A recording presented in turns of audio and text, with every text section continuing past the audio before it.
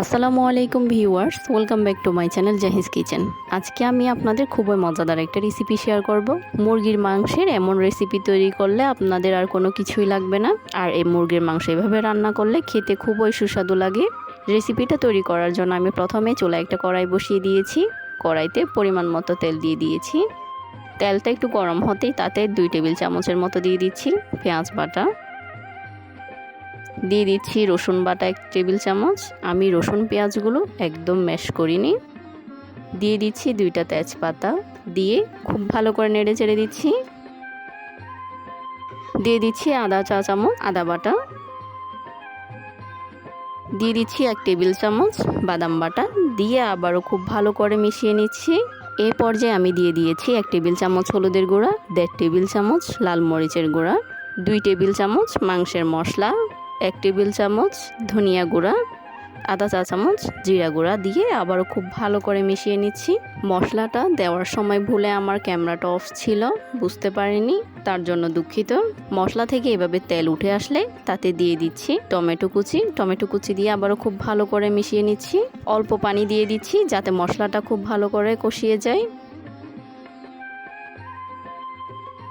মশলা কষিয়ে গেলে আমি এখানে মাংসগুলো অ্যাড করছি।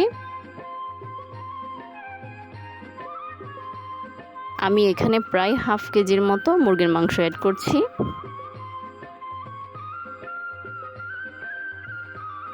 মাংসগুলো দিয়ে আবারও খুব ভালো করে নেড়ে চেড়ে দিচ্ছি। মাংসগুলো দিয়ে এমনভাবে নেড়ে চেড়ে দিতে হবে যাতে মাংসের গায়ে সব মশলাগুলো ঢুকে। ঢাকনা দিয়ে ঢেকে দিচ্ছি 20 মিনিটের জন্য। 20 মিনিট পর ঢাকনা তুলে নিয়ে আবারও খুব ভালো করে নেড়ে চেড়ে দিচ্ছি।